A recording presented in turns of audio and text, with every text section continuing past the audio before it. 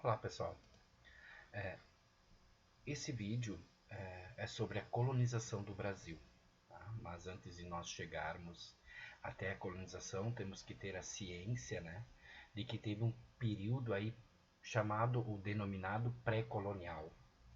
Então, durante os primeiros 30 anos não houve um grande interesse português pela nova terra, em razão dos altos lucros ainda que eles ganhavam, né, do comércio oriental de especiarias, né? O caminho das Índias ainda estava aberto, eles ainda estavam, né, o interesse principal eram as especiarias orientais. Então, nesse tempo, a exploração do Brasil caracterizou-se pelo comércio do pau-brasil, né? Uma matéria-prima de cor vermelha, usada para tinta de tecidos, fabricação de instrumentos musicais, né? Muito requisitado na Europa. Então, para essa extração dessa madeira, então do pau-brasil, aí da Mata Atlântica, né, no litoral desse novo território, os portugueses utilizavam então a mão de obra indígena através do escambo, né? Então, esse escambo era essa troca aí de trabalhos, né? Os indígenas tiravam a madeira e colocavam então nos galpões, aí nas feitorias, enquanto que os portugueses davam algumas quinquilharias, né? Que os indígenas gostavam e que eles não tinham acesso. Então, essa troca acabou acontecendo. Agora, a forma como ela aconteceu, aí precisamos ir para um outro patamar de discussão, né? Então, essa maneira era cobiçada por franceses, que também começaram a visitar com frequência o litoral brasileiro. E para defender então a costa litorânea, Portugal enviou expedições guarda-costas que não deram muito resultado, porque a extensão litorânea era e continua sendo, né, extremamente gigante, né, gigantesca, né, a extensão litorânea do Brasil.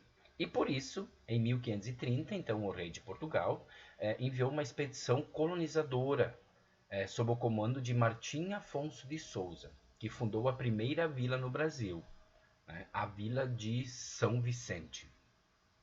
A decisão de Portugal, então, colonizar o Brasil, se baseou em dois motivos principais. Tá? Tem que ter isso bem claro, assim. O perigo de perder a colônia na América devido às invasões e a crise econômica ocasionada então pela queda do comércio de produtos do Oriente. Então aí, né, dois motivos. Por causa da grande extensão territorial então brasileira, Portugal dividiu a colônia aí em 15 lotes, que abrangiam então de 30 a 100 léguas de costa, né, aprofundando-se para o interior até alcançar o meridiano de Tordesilhas, tá? Denominados aí de capitanias hereditárias esses lotes, né? Mas um detalhe importante, foram criadas 14 capitanias, tá? Por quê? Porque a de São Vicente, ela compreendia dois lotes, e as 14 capitanias foram distribuídas aí a 12 donatários, tá? Então, foram 15 lotes, 14 capitanias e 12 donatários, tá? Então, o capitão donatário, então, tinha por responsabilidade aí colonizar, defender e desenvolver a cultura canavieira. Esse foi o principal objetivo aí colonizador de início, tá? Nessas capitanias.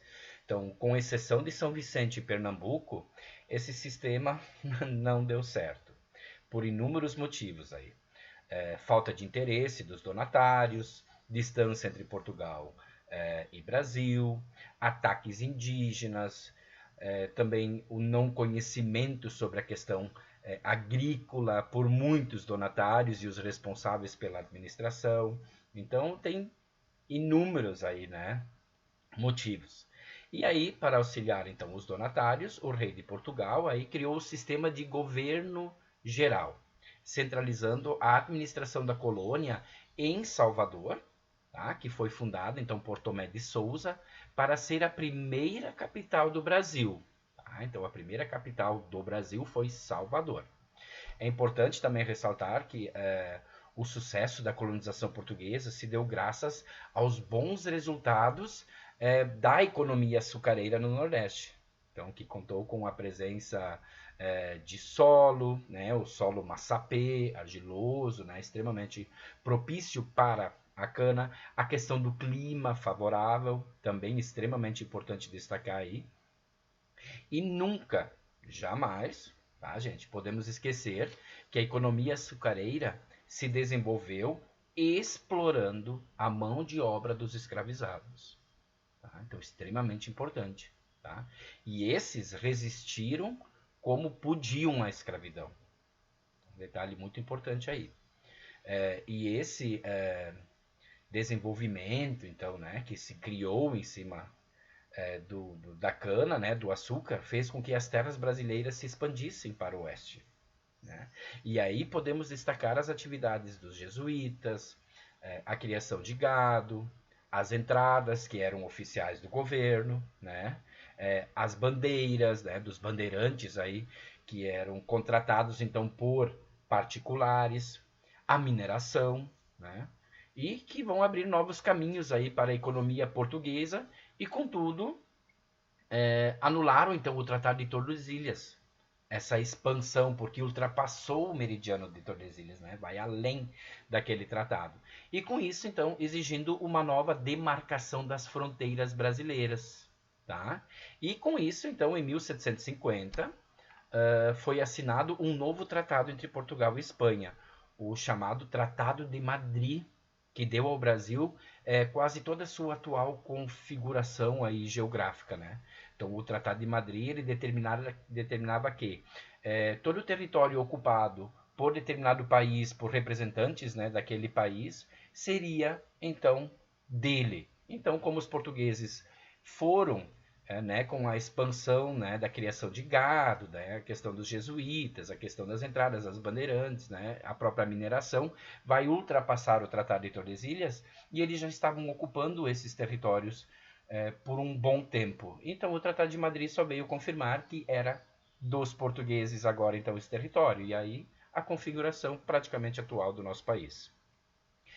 Dentro disso, então, vamos destacar algumas características aí da colonização do Brasil. Então, a colonização teve como principal característica aí a exploração das riquezas naturais, sem a preocupação em desenvolver e beneficiar a terra explorada.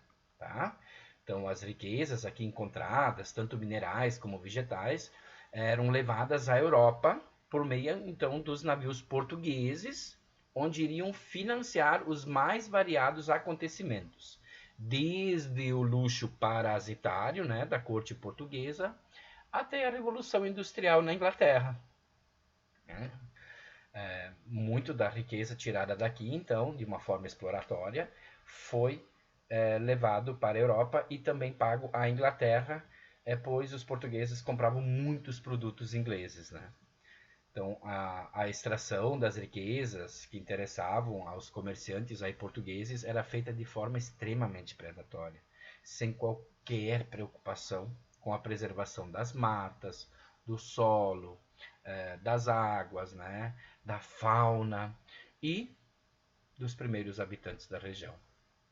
Tá? Muito importante destacar isso, né? Quando não queriam então cooperar e não fugiam, então os índios eram mortos em combates extremamente desiguais, né? Já que as armas dos europeus eram mais eficientes para matar. Outras vezes, né? Se não fosse num conflito, morriam sem poder se defender em armadilhas preparadas pelos invasores, como envenenamento das águas consumidas pela tribo, né? Além das doenças trazidas pelo homem branco também. Então, teve N contatos aí, N conflitos, N formas, né, que precisam ser destacadas dessa forma predatória que acabou acontecendo e enriquecendo Portugal e também desenvolvendo aí outros países europeus. Então, um detalhe muito importante que não pode ser esquecido. Desde o início da colonização do Brasil, os colonos só podiam comprar de Portugal e tinham de vender somente a esse país. Tá? E aí, com isso, os preços não eram negociados, mas estabelecidos aí pelos portugueses em favorecimento próprio. E, além do mais, então, o Brasil, por causa desse pacto colonial, né, que só pode consumir os colonos só com Portugal, e Portugal, né, lucrava muito com isso, não podia desenvolver nenhum tipo de atividade que fizesse concorrência aos produtos de Portugal. Então, os colonos eram obrigados a pagar uma série de impostos, cada vez mais numerosos e altos, né? E essa situação provocava na colônia um sentimento generalizado de grande descontentamento aí, manifestado por uma série de revoltas, conhecido então como revoltas coloniais, exigindo mais liberdade comercial e a própria independência aí, do Brasil, a independência de determinadas regiões, o fim do pacto colonial. Essas revoltas coloniais acabaram trazendo para o pensamento da época da população local. Então, recomendo aí dar uma pesquisada sobre as revoltas coloniais. Um forte abraço.